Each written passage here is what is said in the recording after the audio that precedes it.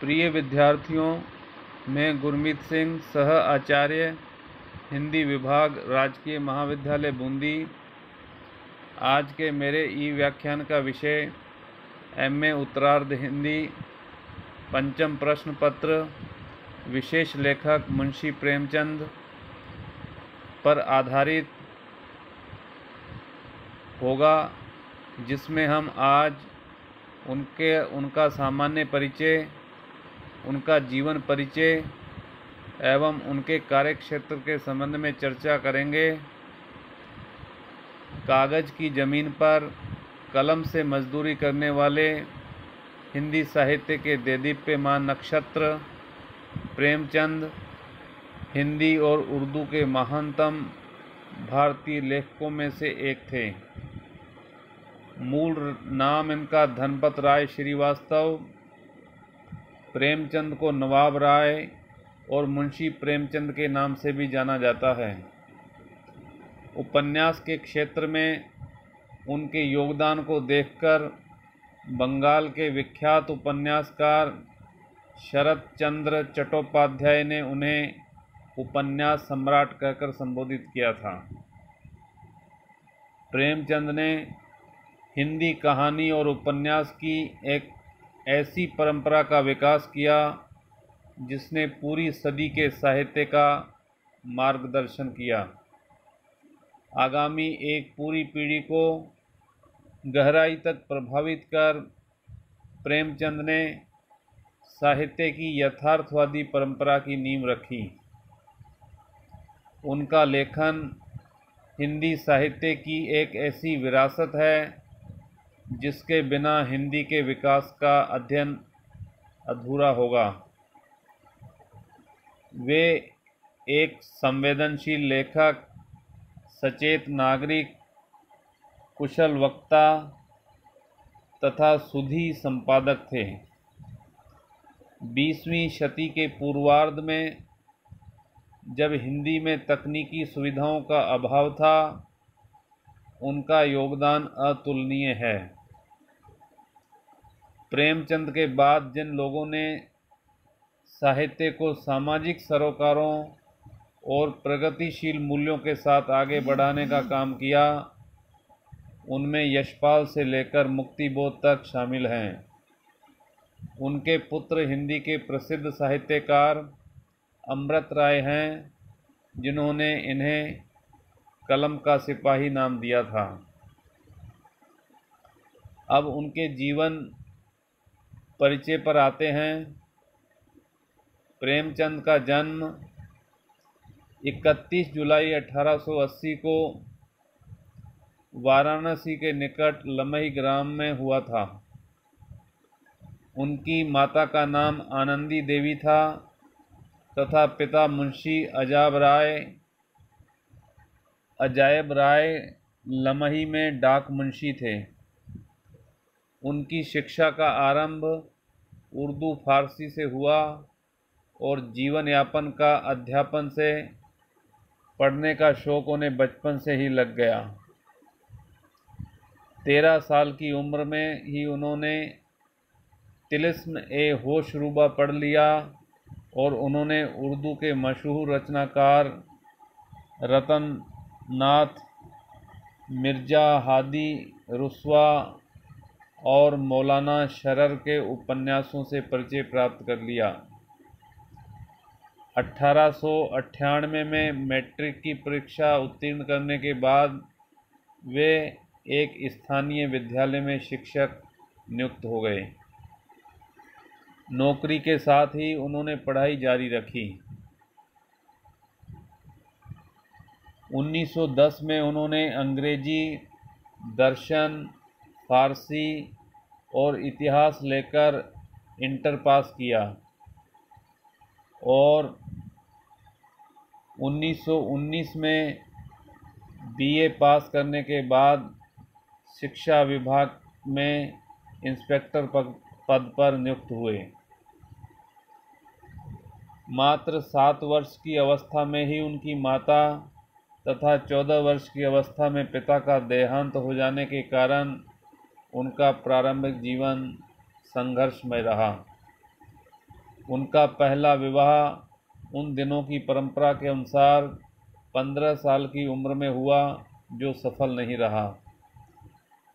वे आर्य समाज से प्रभावित रहे, जो उस समय बहुत बड़ा धार्मिक और सामाजिक आंदोलन था। उन्होंने विधवा विवाह का समर्थन किया और 1906 में दूसरा विवाह अपनी प्रगतिशील परंपरा के अनुरूप बाल विधवा शिवरानी देवी से किया। उनकी 3 संतानें हुई, श्रीपत राय, अमृत राय और कमला देवी श्रीवास्तव। 1910 में उनकी रचना सोजे वतन के लिए हमीरपुर के जिला कलेक्टर ने तलब किया उन्हें और उन पर जनता को भड़काने का आरोप लगाया। सोजे वतन की सभी प्रतियां जब्त कर नष्ट कर दी गई।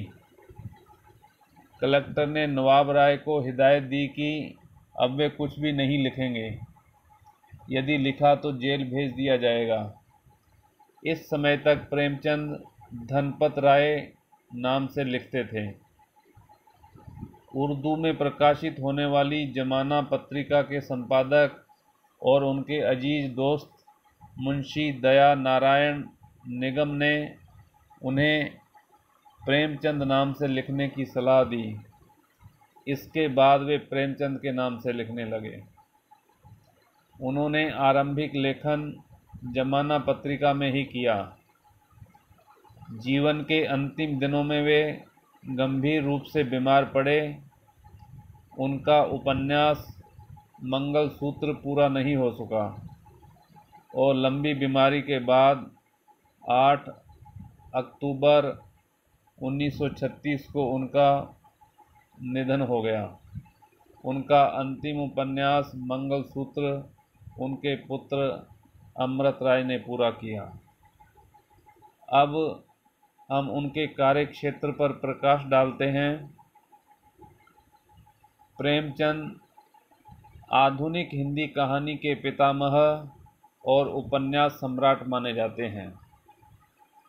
यूँ तो उनके साहित्यिक जीवन का आरंभ 1901 से हो चुका था, पर उनकी पहली हिंदी कहानी सरस्वती पत्रिका के दिसंबर अंक में 1915 में सौत नाम से प्रकाशित हुई और 1936 में अंतिम कहानी कफन नाम से प्रकाशित हुई।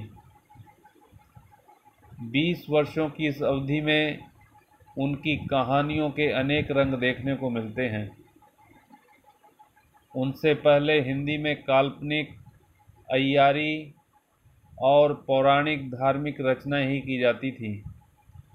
प्रेमचंद ने हिंदी में यथार्थवाद की शुरुआत की, अर्थात कहने का अभिप्राय है जो धरातल पर है उसी को साहित्य में स्थान देना।